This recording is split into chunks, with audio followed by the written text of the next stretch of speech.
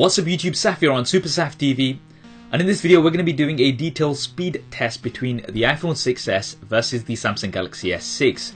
Now a lot of you have been requesting this video following my initial benchmark test between these two, so a thumbs up for this would be appreciated. So what we'll be doing in this video is looking at some real world tests rather than just your benchmarks. So we'll be doing unlock tests, camera launch tests, and then some apps. We'll be testing out some apps, but what we'll also be doing towards the end is a RAM management test. So we'll see how well both of these devices manage RAM when you've got quite a few intensive apps open. So let's get straight into it. Now initially we're going to be testing out the fingerprint sensors, seeing which one is faster. So both devices are locked, and let's do this after 3, 2, 1. You can see that it was faster on the iPhone 6s. Now let's just try this one more time just to make it fair. So 3, 2, 1. Once again faster on the iPhone 6s, so I would give the edge here to the iPhone 6s. Now the next test we're going to do is the camera launch. Now the S6 does have a quick camera launch option, double tapping the home button. Now disclaimer, I had to film both of these separately just because I can't function my hands both at the same time doing different things like this.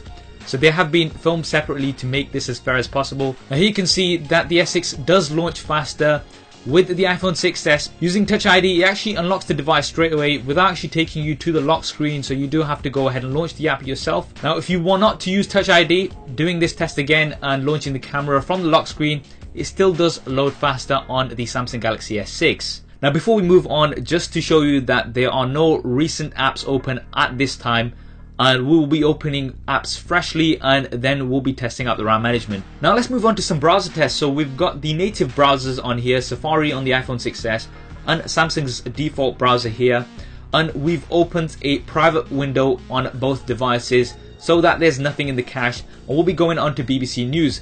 So going on to both at the same time. Now it looks like the S6 has finished loading first, but then a few elements start popping in a bit later, so that's a little bit confusing to see.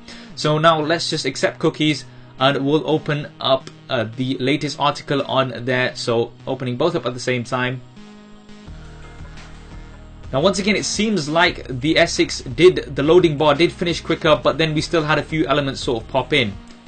Okay, so now let's just take this test a little bit further and we will open the UK England homepage on BBC News. So we'll do that at the same time. And this occasion it did load faster on the iPhone 6s. So difficult to see in browser tests which one is overall faster. They seemed pretty close, so we'll move on to another app. So let's try Instagram. This is a popular app that I use quite often, so opening both at the same time.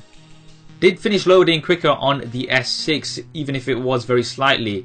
Now let's go on to my profile here, so we'll just see what's the difference here. Quicker on the iPhone 6s here, and we'll open up an image on both devices and we'll leave that open in the background. So ever so slightly quicker on the S6, so that was very close. So now let's try YouTube. So we'll open YouTube at the same time. Now the apps are slightly different because obviously they're for different operating systems, so let's skip to an actual video. So opening an actual video, and it did load quicker ever so slightly on the iPhone 6s. Now what we'll do is we'll pause these videos and we will jump into some games. So let's try out Temple Run 2 and we'll open both up here. And we can see that it finishes first on the Samsung Galaxy S6, so it did load up slightly quicker on the Samsung Galaxy S6. But let's try a more graphically intensive game. So Dead Trigger 2 is quite intensive here on graphics, so let's open that up here. And it's clear to see that the iPhone 6s did load the game up faster. Now let's go on to play the game. One thing to bear in mind is, yes, that the S6 has a much higher resolution, so it is pushing out that many more pixels. I am bearing that in mind, but the fact is that this video is specifically about speed. And once again, it did finish quicker on the iPhone 6s compared to the Samsung Galaxy S6. Now let's try out the RAM management. So we've got all of these apps open that we have been trying out in this video, and let's go on to our recent apps on both devices. We're going to try opening up some of our recently used apps and seeing how quickly they load back up. So initially we will go back on to Instagram. Yep, so they are both open up on here, so that's good to see. Now we will try Temple Run 2.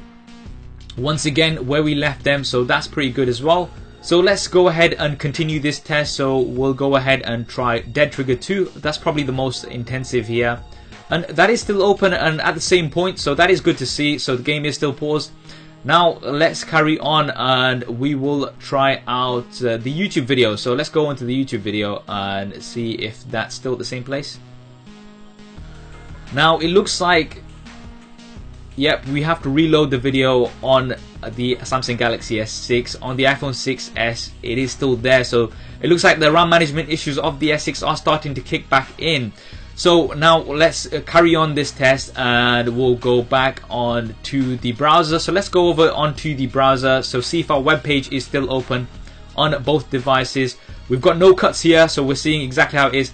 There you go, once again the S6 having to reload the page, whereas it's open on the iPhone 6s. So this issue looks like it still does remain. We'll do one more test and we'll go on to Temple Run 2 and we'll open both up at the same time. And once again you can see that the S6 is having to reload all of these apps even though it has more RAM. So this is something that Samsung definitely need to address with a software update. So there we have it, the speed test between the iPhone 6s and the Samsung Galaxy S6. Now I would say in a lot of the cases they were pretty much neck and neck, especially with some of the smaller, less intensive apps. But the one issue that you do have with the S6 is that RAM management. So it's got more RAM, but it tends to close down the apps in the background for some reason. I'm not sure why this is. So that is definitely something to bear in mind. But anyway, that's what you have, and the results are there for you guys to discuss in the comments section below. I hope you enjoyed this video and found it useful. If you did, then please do hit that thumbs up button for me. It really does help me out. And if you haven't already, then be sure to subscribe to the channel. I've got plenty more content coming up on here. Thanks for watching. This is Saf on Super Saf TV. I'll see you next time.